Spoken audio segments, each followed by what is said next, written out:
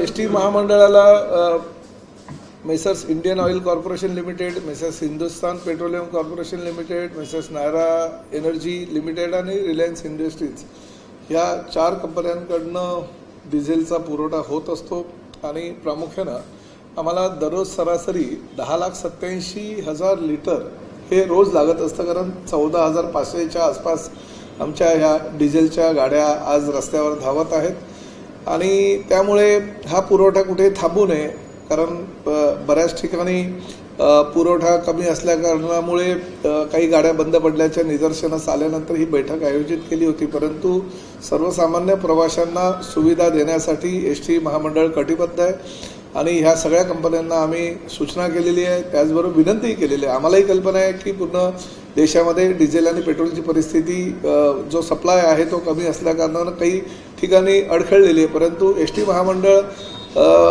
ह्या 55 लाख प्रवाशांना घेऊन रोज सेवा देत असल्या कारणानं त्यावर कुठेही अडचण निर्माण होऊ नये यासाठी या बैठकीचं आयोजन करण्यात आलेलं होतं। प्रामुख्यानं सर्व पेट्रोलियम कंपन्यांनी मान्यही केलेलं आहे की आम्हाला जरी प्रति लिटर नुकसान होत असेल तरी एसटी महामंडळ आमचं साधारण 61 वर्षापासून आम्ही डिझेलचा पुरवठा करतो, त्यामुळे एसटी महामंडळाचं नुकसान कुठेही होणार नाही, त्यांना त्रास होणार नाही अशा पद्धतीची भूमिका त्यांनी घेतलेली आहे। मी त्यांचं मनापासून आभारही व्यक्त केलेलं आहे, परंतु त्याचबरोबर आमच्या लोकांना म्हणजे एसटी महामंडळाच्या अधिकाऱ्यांना सुद्धा आम्ही काही सूचना केलेल्या आहेत की प्रत्येक आगारातून किमान 5 लिटर डिझेल हे दररोज बचत व्हायला हवी आणि त्या पद्धतीने जर 5 लिटर डिझेल प्रत्येक आगारातून आम्ही बचत केली तर जवळजवळ आमचं 1000 लिटर डिझेल हे दररोज बचत होऊ शकेल आणि त्यामुळे सध्याच्या डिझेल दरामुळे दररोज सुमारे 1 लाख रुपयाची आमची आर्थिक बचत होईल।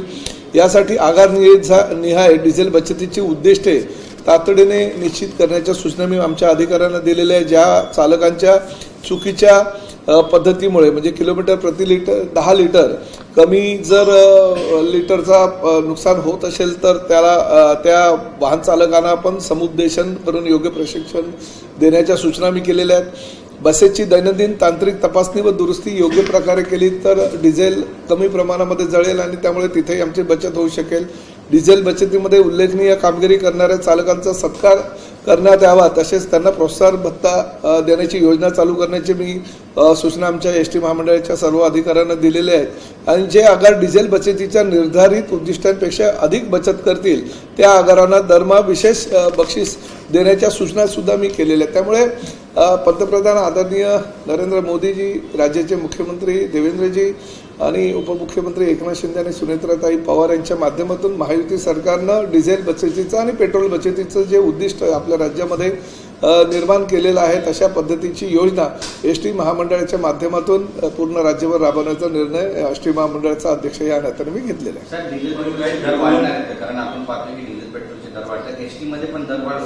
नाही बघा, डिझेल आणि पेट्रोलचे दर वाढत आहेत, परंतु शेवटी आम्ही सुद्धा राज्य सरकारकडे काही बचतीच्या दृष्टिकोनातनं किंवा ह्या वाढीमुळे एसटी महामंडळाच्या उत्पन्नावर जो आहे तो परिणाम झालेला आहे। डिझेलच्या वाढलेल्या किमतीमुळे एसटी महामंडळाला जर आजची किंमत पकडली तर 310 कोटी रुपयाचं नुकसान हे वर्षाला होणार आहे आणि ते नुकसान एसटी महामंडळ सहन करू शकणार नाही। आजही जे डिझेलचे भाव आहेत ते काही स्थिर नाही आहेत, उद्या त्यामध्ये सुद्धा काही कमी जास्त प्रमाणात वाढ किंवा कमी होऊ शकेल। त्यामुळे सध्या परिस्थितीमध्ये आम्ही राज्य शासनाच्या ज्या काही सूचना आहेत त्याप्रमाणे आम्ही आमच्या अंमलबजावणी आम्ही करतोय, परंतु भविष्यामध्ये अशीच वाढ होत राहिली तर एसटी महामंडळाला सुद्धा भाडेवाढीशिवाय पर्याय राहणार नाही, ही वस्तुस्थिती आहे। राज्य सरकारला आणि केंद्राकडे मागणी केलेली आहे आणि वित्त खात्याच्या माध्यमातून आमचे अधिकारी पाठपुरावा करत आहेत, बघूया काही आठवड्याभरामध्ये, कारण शेवटी कसं आहे की फक्त एसटी महामंडळ नाही, राज्यातल्या इतर काही डिपार्टमेंटनी सुद्धा तशा पद्धतीची मागणी केलेली आहे आणि त्यामुळे राज्याला निर्णय घेत असताना सर्व खात्याच्यासाठी निर्णय घ्यावा लागेल, त्यामुळे थोड्या प्रमाणात वाढ बघावी लागेल। ह्या संदर्भात मी माननीय मुख्यमंत्री आणि उपमुख्यमंत्र्यांशी बोलणार। आता काही म्हणजे सध्या परिस्थिती तुम्ही आढावा घेतला त्यानुसार तरी दरवाढ अपेक्षित आहे की भविष्यामध्ये नाही बघा, आढावा मी डिझेल आणि पेट्रोलच्या बाबतीतला सगळे अधिकारी आणि सगळ्या म्हणजे इंडियन ऑइल आणि त्याचबरोबर नायरा आणि रिलायन्स कंपनीचे सगळे लोक, आमचे जे प्रमुख पदाधिकारी ते हजर होते. त्यांच्या बोलण्याच्या माध्यमातून त्यांचंही हेच म्हणणं आहे की ही जी वाढ आहे ती वारंवार होते, आम्हाला पुरवठासुद्धा कमी आहे. त्यामुळे ते सुद्धा काही सांगू शकत नाही आजच्या परिस्थितीमध्ये. पण भविष्यामध्ये काय होईल हे आत्ताच मी काही सांगू शकत नाही. परंतु जी वाढ आतापर्यंत झालेली आहे, सुमारे 7.5 ते 8 रुपयाची वाढ प्रति लिटर झालेली आहे. आणि एवढ्या मोठ्या प्रमाणात म्हणजे जवळजवळ 10,87,000 डिझेल आम्ही दर दिवशी घेतो. तर आमच्या उत्पन्नावर आणि आमच्या नुकसानीवर त्याचा परिणाम फार मोठ्या प्रमाणात होणार आहे. जर राज्य सरकारने प्रतिसाद दिला नाही तर एसटी चालवणं मुश्किल होईल. नाही बघा, एसटीची सेवा तर सर्वसामान्य प्रवाशांना आम्ही देणारच आहोत. कारण शेवटी आमच्या जीवावर 55 लाख प्रवासी हे दररोजचा या एसटीतून प्रवास करत असतात. त्यामुळे भले काही प्रमाणामध्ये वाढ करून आम्हाला एसटी ही चालू ठेवावीच लागेल. परंतु हे तेवढंच सत्य आहे की दरवाढ ही सातत्याने होत राहिली तर एसटी महामंडळ हा तोटा सहन करू शकणार नाही. एसटीला फटका बसतोय, तसं स्कूल बसला सुद्धा फटका बसतोय. त्यामुळे ऑफलाईन ऑनलाईन जे आहे ते शाळा सुरू करा, हायब्रिड प्रकारच्या माध्यमामध्ये याकडे नाही बघा, आता वेगवेगळे पर्याय वेगवेगळ्या संस्था काढत असतात. आता तो त्यांचा वैयक्तिक निर्णय. स्कूल बसेस घेणं, वापरणं किंवा त्या बंद करणं किंवा मग शाळा 2 सत्रांच्या ऐवजी एका सत्रात चालवणं वगैरे हा निर्णय सर्वस्वी शिक्षण मंडळाचा आणि शिक्षण विभागाचा आहे. त्यामुळे आम्ही त्यावर काही भाष्य करणं योग्य होणार नाही. परंतु प्रत्येक ठिकाणी काही ना काही पर्याय हा शोधावा लागेल. भवियाला जागा सोडणार आहे का ठाणे विधान परिषदेची, किंवा भवियाच्या सपोर्टने शिवसेनेचा? मला पण ह्या बातम्या ज्या आहेत त्या सकाळपासून तुमच्या चॅनलच्या माध्यमातून मी ऐकतोय, बघतोय. मला सध्या परिस्थितीमध्ये तर त्या विषयावर माझी कोणाशीही चर्चा झाली नाही. परंतु आज आमच्या सगळ्या मंत्र्यांची आणि आमच्या काही प्रमुख नेत्यांची बैठक आहे.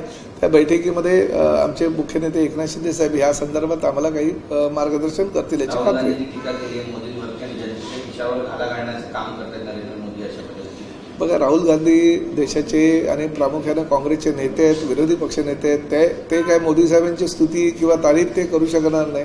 जागतिक अर्थव्यवस्था ढासळलेली असताना देशातील अर्थव्यवस्था शक्यतो योग्य ठेवण्याची परिस्थिती आज नरेंद्र मोदी यांच्या नेतृत्वाखालच्या या महायुती एनडी सरकारनं गेल्या 12 वर्षामध्ये केलेली आहे. काही प्रमाणामध्ये कधी चढ उतार ह्या अर्थव्यवस्थेमध्ये होतच राहतात. तरी सुद्धा आम्हाला खात्री आहे की नरेंद्र मोदी यांच्या नेतृत्वाखाली एनडीएचं सरकार योग्य प्रकारे सर्वसामान्य जनतेला दिलासा कसा मिळेल यासाठी प्रयत्न करेल. कांदा प्रश्नी चांदवडमध्ये आपण पाहतोय की महाविकास आघाडीचे सर्व नेते पोहोचलेले, अंबादास दानवे, राष्ट्रपती सत्ता या सगळ्यांची धरपकड आता सध्या सुरू आहे नाशिकमध्ये.